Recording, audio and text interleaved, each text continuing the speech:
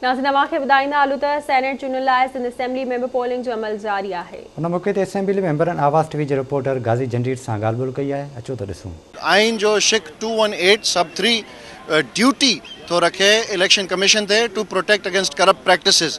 Election commission सां यकीनन असीं इहो सवाल पुछंदासीं कि कल जॾहिं हिकिड़ो चूंडियल मेंबर ॿियनि खे पैसा या तरक़ियाती स्कीमूं या ॿी मराहत ॾेई करे हुन जो ज़मीर ख़रीद करण जी कोशिश करे थो, छा ही करप्ट प्रैक्टिसिस कोन्हनि? ज़िम्मेदारी आहे इलेक्शन कमीशन जी ऐं असीं चाहींदासीं कि हू मुतरक ॾिसण में अचनि ऐं सख़्त खां सख़्त एक्शन वठियो वञे हिननि सभिनी मेंबरनि जे ख़िलाफ़। इहा इलेक्टोरल कॉलेज जो इलेक्शन आहे, इहो अवामुल नास जो जनरल इलेक्शन त आहे कोन। कंहिंजी केतिरी इलेक्टोरल पोजीशन ऐवान में आहे उहो तव्हांजे बि साम्हूं आहे, पाकिस्तान जी आवाम जे बि साम्हूं आहे।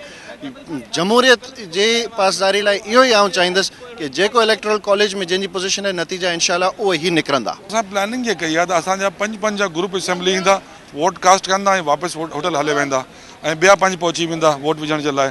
करीमबाग जबोल थोरी देरि में पहुचण वारो आहे ऐं असांजी प्लानिंग सिर्फ़ु इन करे आहे त असांखे अंदाज़ो आहे त इहे पीपल्स पार्टी जेका बदमाशी कंदी आहे, कल मुक़दस ऐवान जे अंदरि हिकिड़े MPA खे अगवा करण जी कोशिशि कई, मारकुट कई, त जेका माण्हू जमहूरियत जे नाले ते मुक़दस ऐवान जो एहसासु हुनजो भरम नथा रखी सघनि, हुन सां कुझु बि बई था त उहो कुझु बि करे सघनि था।